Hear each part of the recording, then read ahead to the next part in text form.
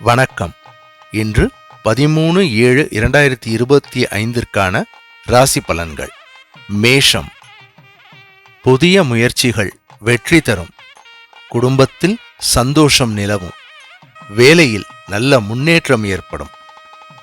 சூரியனுக்கு தாமரைப்பூ சார்த்தி வணங்குவதால் நன்மை வரும். ரிஷபம். உடல் சோர்வு ஏற்பட வாய்ப்புள்ளது. சற்று ஓய்வெடுத்து செயல்பட வேண்டிய நாள். சிந்தித்து நிதானமாக முடிவுகளை எடுக்க வேண்டும். விநாயகருக்கு அருகம்புல் சார்த்தி வணங்குவது நன்மை தரும். மிதுனம். சிறந்த யோசனைகள் தோன்றும் நாள். புதிய வாய்ப்புகள் தேடி வரும். நம்பிக்கையோடு செயல்பட்டால் வெற்றி நிச்சயம். இன்று துர்க்கையம்மனை வழிபட நல்ல செய்தி வரும். கடகம். உங்களுக்கு மனநிம்மதி ஏற்படும் நாள். குடும்ப உறுப்பினர்களுடன் ஒற்றுமை ஏற்படும். இன்று ஒரு அமைதியான சிறப்பான நாள். சந்திரனை வணங்கி பசும்பால் தானம் செய்வது நல்லது. சிம்மம். வேலைவாய்ப்பில் முன்னேற்றம் காணப்படும். உங்கள் பேச்சில் நம்பிக்கை சேரும்.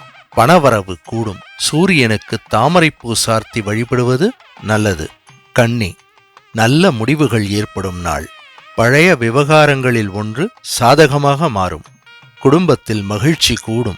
விஷ்ணுவுக்கு துளசி மாலை சார்த்தி வணங்குவது நல்லது. துலாம். வியாபாரத்தில் சிறு சலனம் ஏற்பட்டாலும் அனுபவம் மூலம் அதை சரியாக சமாளிப்பீர்கள். மன அமைதி தேவையான நாள்.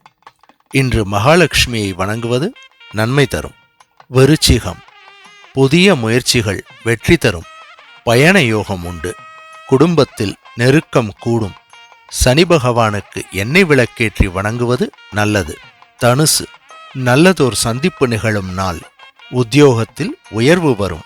நம்பிக்கையை உயர்த்தும் சேதி வரும். ஆஞ்சநேயருக்கு வடைமாலை சார்த்தி வணங்குவது நல்லது. மகரம்.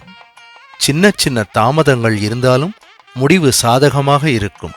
குடும்ப உறவுகளின் நெருக்கம் அதிகரிக்கும். சனி பகவானை வணங்குவது நல்லது. கும்பம். உங்கள் திறமை வெளிப்படும் சிறப்பான நாள்.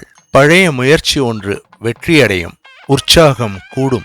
துர்க்கையம்மனுக்கு செம்பருத்தி பூ சார்த்தி வணங்குவது நல்லது. மீனம். மிகவும் அதிர்ஷ்டமான நாள். குடும்பத்தில் மகிழ்ச்சி நிலவும். நிதி நிலைமை சிறப்பாக மேம்படும். குரு பகவானுக்கு வெள்ளைப்பூ சார்த்தி நெய்விளக்கேற்றி வணங்க வேண்டும். இந்த பதிவு உங்களுக்கு பிடித்திருந்தால் சப்ஸ்கிரைப் செய்து லைக் செய்து மற்றவர்களுக்கும் ஷேர் செய்யவும். உங்களது எண்ணங்களை அவசியம் கமெண்டில் பதிவிடவும். இந்த நாள் உங்களுக்கு நல்ல நாளாக அமையட்டும். மீண்டும் நாளை சந்திப்போம். நன்றி, வணக்கம்.